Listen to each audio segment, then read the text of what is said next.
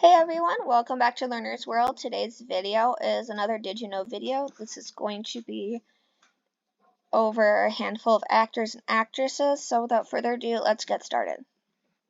Starting off with Anne Baxter. She considered her best performance to be in The Razor's Edge, in which she recalled the emotions she associated from her young brother's death to portray a woman who just lost her husband and child. She gave up her career for a time while living on a cattle ranch in Australia with her husband Randolph Galt, but she returned to work after the marriage ended. She is the granddaughter of the famous American architect Frank Lloyd Wright. Next, we have John Seda. He was runner-up in New Jersey's Golden Gloves competition with a record of 21-1. After graduating high school, he was an amateur boxer and won 21 bouts, including 5 in the 1990 New Jersey Golden Gloves competition. He crossed over into the Law & Order franchise twice, once as Paul Falzone from Homicide: Life on the Street in the original Law & Order series, and also as Antonio Dawson in the Chicago PD and Law & Order Special Victims Unit crossover. Miles Teller. He told Men's Health that he is attracted to roles that are close to real life. He started acting because his theater teacher was, quote, pretty hot. He starred in Footloose in high school with his drama club and again on the big screen. He taught himself how to play the drums. Next, we have Nicole Kidman. She keeps work away from home. She wears a watch to avoid looking at her phone. Her backup plan for work was to become a psychologist. She was born in Hawaii to Australian parents, and she was once engaged to Lenny Kravitz. Next, we have Marilyn Monroe. As a child, she lived in foster homes and an orphanage due to the mental health struggles her mother was dealing with. Her breathy voice was a technique she used to overcome her stutter. She was a natural brunette and not a blonde, which was her signature look. She studied method acting, and Monroe loved literature. Robert De Niro. De Niro's first role was in a staging of The Wizard of Oz at age 10. He dropped out of high school to pursue acting. He is a dual citizen in Italy and the United States. He drove a cab to prepare for his role in Taxi Driver. A role of his actually postponed one of his Oscar wins. De Niro launched the Tribeca Film Festival in the wake of 9/11. Katharine Hepburn. Hepburn was a tomboy. She bought out her contract for The Lake rather than finish out the run. The Philadelphia Story was the turning point in her career, and she held the record for most Academy Award nominations until Meryl Streep. Clark Gable. When he first entered Hollywood, he went by W.C. Gable. He almost had a full set of dentures by the time he was 32. He was obsessed with cleanliness, and he won an Academy Award for his work in It Happened One Night. Ingrid Bergman. Following your intuition is something she understood, which forged the idea of a feminist symbol. In an interview, she said that she rarely chose roles that she didn't like or that didn't fit her. She had an affair with Roberto Rossellini, which resulted in a wedding, and her roles include Joan of the Arc in Joan of the Arc and Maria in For Whom the Bell Tolls. Leonardo DiCaprio. He started out acting in commercials. DiCaprio describes his singing voice as atrocious. His first Academy Award nomination was for What's Eating Gilbert Grape. His haircut was actually banned in certain countries, and DiCaprio once got the award for Worst Actor. Elizabeth Taylor. She converted to Judaism in 1959. Taylor didn't date until she was 16. Until A Place in the Sun, she never tried to act. She appeared solo on the cover of People magazine 14 times. Second only to Princess Diana as of 1996. She is the godmother of Prince Jackson, who is Michael Jackson and Debbie Rowe's son. Next, we have Tom Hanks. So along with Ron Howard, he co-produced a 12-part miniseries called From the Earth to the Moon for HBO. He was made an honorary member of the U.S. Army Rangers Hall of Fame for his role in Saving Private Ryan, and also as a spokesperson for the World War II Memorial Campaign. The shooting of Castaway was paused for a year so he could lose 50 pounds and grow a beard. Audrey Hepburn. During World War II, Hepburn helped the resistance while her parents were Nazi sympathizers. She sang Happy Birthday to JFK.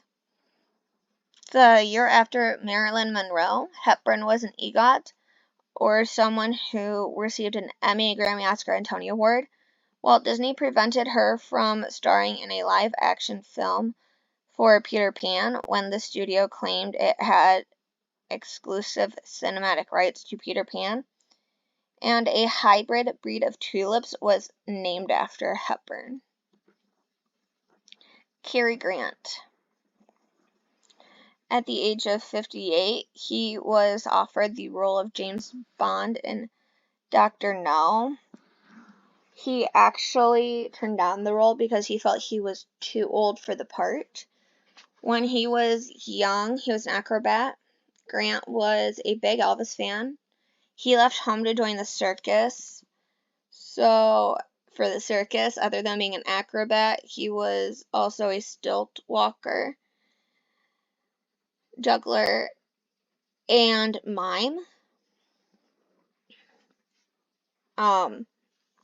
When he was young, his mother was committed to a psychiatric institution, and he reconnected with her as an adult. Grant kept a bank vault in his home. At age 62, he retired from acting and became a businessman working for the Faubourg Cosmetics Company. Vivien Leigh. In 1940 and 1952, she took home Oscars in the category of Best Actress. She was the first British actress to win an Academy Award for Best Actress. She suffered from bipolar disorder. At the time, it was called manic depression. She was a heavy smoker. She would smack 4 packs a day during the filming for Gone with the Wind. Leigh was named number 16 actress on the American Film Institute's 50 Greatest Screen Legends.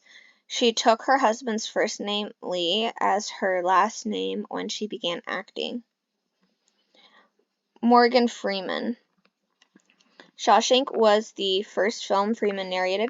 He is an expert beekeeper. He's known for his never-ending charity work. He actually set up the Rock River Foundation to provide underprivileged children with what they need to have a healthy and productive life. He suffers from paralysis in his left hand. In 2004, he helped the Grenada Relief Fund to help victims of Hurricane Ivan in Grenada. In 2005, he made Forbes' list for most trustworthy celebrities. Diane Keaton.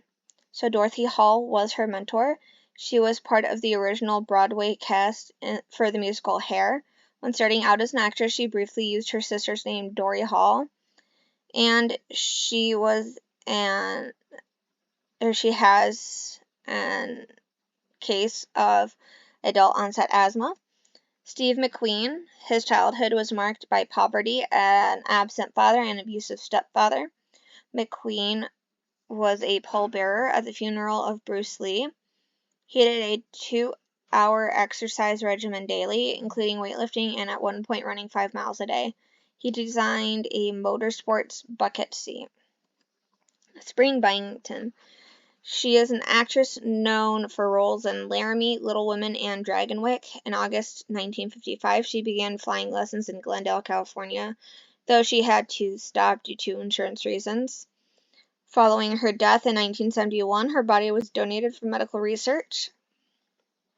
She was awarded 2 stars on the Hollywood Walk of Fame, and Byington also performed in reference footage for Walt Disney's Sleeping Beauty. John Smith.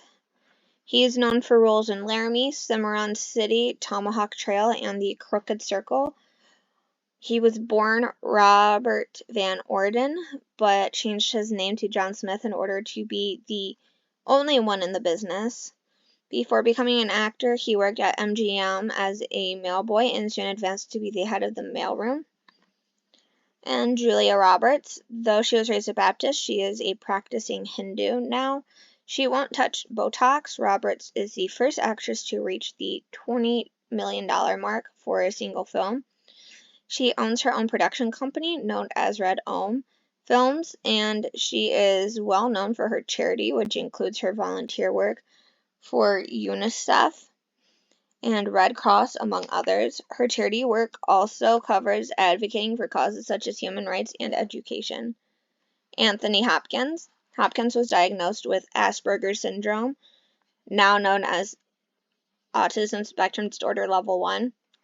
Later in life, he attributes his ability to quickly memorize lines to the condition. He is a pianist who has been composing for most of his adult life. He is a great humanitarian who has donated to causes such as the rehabilitation of addicts. From 1958 to 1960, Hopkins served in the British Army's Royal Artillery Regiment and was known as Gunner Hopkins. That's all I have for today's video. I hope y'all enjoyed. If you did, please hit the like button below, and if there is a topic you want to learn more about in a future video, please leave it in a comment. And I hope y'all have a great day. Bye.